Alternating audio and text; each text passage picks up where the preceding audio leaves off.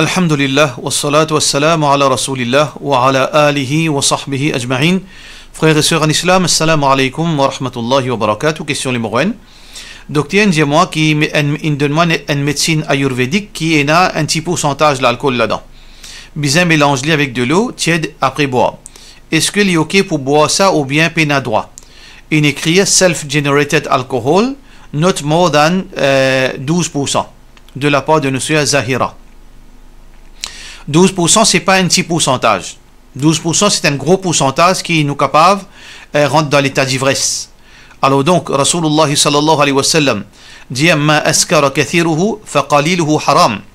Une substance qui nous boit en très peu quantité, en très petite quantité, ça capable d'amener l'état d'ivresse. Alors donc définitivement boire-li d'une façon quantité les haram. Alors 12% dans la boisson, définitivement, c'est une intoxication. Nous pas cause 0,1%, 0,2%, etc. Nous cause 12%, qui veut dire presque un quart de ça la boisson là. Par exemple, nous cause dans un litre, par exemple, un litre NV complètement l'alcool là-dedans. Alors donc définitivement, ça n'est pas légal.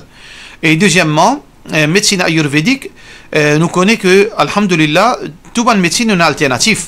Nous pas trouver dans une situation que si ou pas boire ça ou pour mort parce qu'il y a une alternative. Alors ça qui a besoin de faire, besoin de bonne alternative parce que ça n'a là dans l'alcool ce dose faux et du moment qu'il y a une présence bonne alternative, il vient plus haram pour tous une petite chose pareille. Sauf si dans un cas qui n'est pas évident, qui sa réalité là, moi pas croire existe, qui si ou pas aucun les autres médicaments excepté ça et si ou pas boire ça ou pour mort. Alors, dans ce cas-là, oui, et n'a pas ulama dit gain droit. Mais dans le cas spécifiquement, non, ça médicament-là, ou pas gain droit, tout ça, les haram, ou besoin d'un autre médecin qui est capable de nous un autre alternative pour problème. Question suivante. Salam alaikum, est-ce que le jour de vendredi, sadaqa, il y a plus valeur que sadaqa dans les autres jours? Est-ce qu'il est authentique ça? Si un dimanche tous les vendredis, il met l'argent avec l'intention, avec ça l'intention là, est-ce qu'il est bid'a? Alors, nous prenons un hadith spécifique, là, nous avons un hadith général que Rasulullah sallallahu alayhi wa sallam fin dire que le meilleur jour dans la semaine, c'est le jour de vendredi. Alors donc, Imam Ibn Qayyim rahmatullahi alayhi, il fin montrer que tout bonne chose qui a valeur, alors ben ibadat dans sa place là, ban jour, ban mois et ban place. Alors donc, par exemple, Makkah, sur ibadat, il y a plus valeur. Ramadan, sur ibadat, il y a plus valeur. Ban mois sacré, ibadat, il y a plus valeur. Ainsi que jour vendredi, les plus meilleurs qui ban les autres jours, sur ibadat, il y a plus valeur. Qui veut dire, si un dimanche, il fait sadaqa le jour de vendredi, définitivement, sur valeur, les plus qui ban les autres jours. Ah, donc, si un dimanche, il paye God sur ban sadaqa, pour donner les vendredis, définitivement, les pour gagner plus de récompenses et il n'y a pas aucun bid'a parce que les soutenir par le fait que le jour de vendredi, les veut dire un jour qui est meilleur.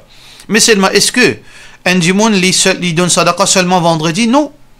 Parce que un dimanche, les besoins, veut dire les besoins donne sadaqa maximum possible dans tous les jours. Parce que Rasulullah sallallahu alayhi wa sallam dit as-sadaqa tutfi'u ghadab ar-rabb. Sadaqa li teint Allah se colère. Qui veut dire, un dimanche, il y en a 7 jours. 7 jours qui nous obéissent à Allah et aussi nous désobéissent à Allah. Nous fait Allah plaisir et parfois nous fait Allah en colère. C'est pas seulement dans le jour de vendredi qui nous fait bonne action et nous fait mauvaise action. Nous fait mauvaise action parfois lundi, mardi, mercredi, jeudi et samedi, dimanche. Alors donc, il est très important que nous voyions, nous ban sadaqa par rapport à cela. Que sadaqa les calmer Allah subhanahu wa ta'ala se colère. Et deuxièmement aussi, sadaqa les avance ban malheur. Alors donc si un malheur peut arriver vendredi, mardi, si vous faites sadaqa, Allah subhanahu wa ta'ala les protège contre sa malheur les mardis. Dans sa zou qui vous fait faire sadaqa. Ça veut dire, par rapport à récompense, bien sûr, donne sadaqa seulement le jour de vendredi ou bien plus de récompense, mais par rapport à la réalité dans la pratique, c'est que si un dimanche est spécifié seulement vendredi, il faut priver de ban bienfaits sadaqa devant les autres jours. Alors donc, il est recommandé que nous pas seulement donner sadaqa les vendredis, mais nous voyons ça pour plus meilleur dans le sens général, comment nous fait une cause. Question suivante. Et comment nous pouvons connaître que est-ce qu'une compagnie illégale, halal, pour cryptocurrency? Nous avons investi dans cryptocurrency. Et une bonne quantité parmi ça, là, d'autres register, d'autres registered company, mais n'importe qui s'en est capable d'enregistrer. Et donc, c'est une façon pour nous capables de gagner l'argent de côté. Nous avons envie de connaître ce que les halal pour investir là-dedans. Écoutez, cryptocurrency, il y a encore toujours, veut dire, ban point noir, ban zone d'ombre, l'eau, la question de, veut dire, sur fiabilité et aussi sur risk factor, comment nous dire. Alors, moi, je ne pas conseille à investir dans cryptocurrency par rapport à jusqu'à là, nous pas capable de dire à 100% qu'il est halal, mais il y a les autres possibilités d'investissement ailleurs, sans qu'il nous passe par cryptocurrency. Nous sommes capables d'investir physiquement avec un djimoun, nous donner de l'argent, basant le principe paramètre islamique, ou bien nous sommes capables online même investir sans qu'il nous passe par cryptocurrency. Alors donc, reste loin avec cryptocurrency jusqu'à que tout interrogation est claire. Là, nous, Inch'Allah, ulama pour une fatwa sans aucune divergence là la question. Question suivante. Salam alaikum. Combien de jours qui nous besoin au plus tard pour taille zone la main, les pieds, rase, partie privée, etc. Aussi besoin est-ce qu'il dans l'anal aussi besoin rase complètement? Tout d'abord, première partie aux questions. Limite maximale, c'est 40 jours. Hadith qui est rapporté par Anas ibn Malik radiyallahu anhu qui trouve dans Muslim. Le prophète sallallahu alayhi wa sallam, Anas ibn Malik radiyallahu anhu dit وقت لنا رسول الله صلى الله عليه وسلم في قص الشارب وتقليم الأظفار ونطف الإبط ألا نتجاوز وخلق العانة ألا نترك أكثر من 40 يوما. Qui Rasulullah sallallahu alayhi wa sallam fait une limite pour nous concernant taille moustache et aussi taille ongles et aussi rase en bas les bras et aussi rase côté partie privée qui ne pas dépasse 40 jours. Mais faire attention, ça c'est limite maximale. Qui veut dire, pas veut dire que faudrait pas un musulman y attendre 40 jours pour les raser, pour les tailler ce ongles. Ça c'est limite maximale. Après cela, il vient en offense. Un musulman, les besoins restent toujours propres. Et la propreté veut dire tant capable, au plus vite, disons, à la rigueur, chaque semaine, un djimoun les taille ce ongles, les rase en bas sur les bras, côté sur partie privée, et les corrige sur moustache, ça c'est l'idéal. Tant capable, veut dire au plus vite possible, ça les meilleur. Par rapport à enlève ban cheveux, veut dire côte ou anal, oui, ban ulama dit ça les plus l'emphase encore, l'emphase plus là parce que raison pour laquelle l'islam fin dit besoin rase côte partie intime, c'est une question de propreté. Alors si un djimoun, il y en a beaucoup ban cheveux dans veut dire à l'arrière, alors donc pour une raison de propreté, parce que les poils font ce besoin, alors donc les meilleurs que les rase, les enlève sa bande cheveux là aussi, dans la mesure du possible, sans qu'il y mette complications, difficultés là. Quand il est capable de faire, il fait. Question suivante.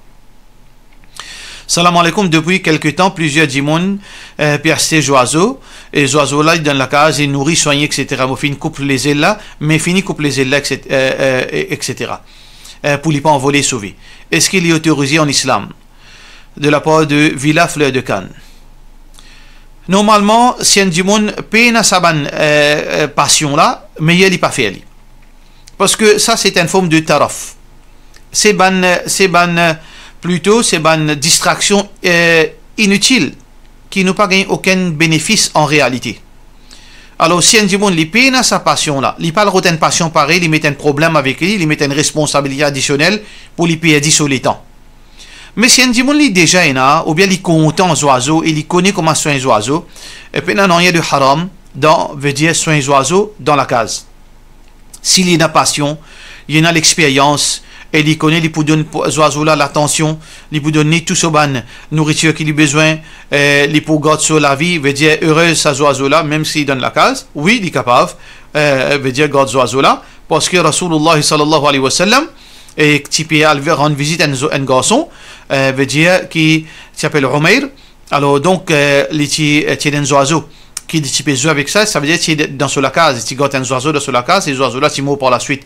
Rasulullah sallallahu alayhi wa sallam panjali qui haram veut dire pour gâter un oiseau prisonnier dans la case. Alors donc, pas aucun mal pour un djimoun qui est passionné, qui désigne un oiseau ou bien il est dans l'expérience, pas aucun mal. Mais un djimoun qui peine aucun oiseau, à ce là il trouve son camarade et il aussi il a envie de faire ça, pas faire ça, parce que il coûte beaucoup de temps, il coûte l'argent, il coûte veut dire un effort du pas. Et aussi, il y a un risque qui est capable de maltraiter ces oiseaux-là au plein de l'expérience, alors meilleur éviter les plus bons pour eux-mêmes. Et question finale, assalamu alaikum. M'entendez qu'il y a un hadith de Tabrani dans Mu'jam al-Kabir qui dit que quand nous gagnons un son dans nos oreilles, ça veut dire un dimoun peut cause nous causer. Et nous avons salam le Rasulullah sallallahu alayhi wa sallam et demande dua pour sa dimoun qui peut cause nous causer là. Est-ce qu'il est authentique de la part de nos frères Gibran? Et je ne suis pas capable de répondre là parce que je n'ai pas un texte là, ni en arabe, ni en anglais, ni en rien.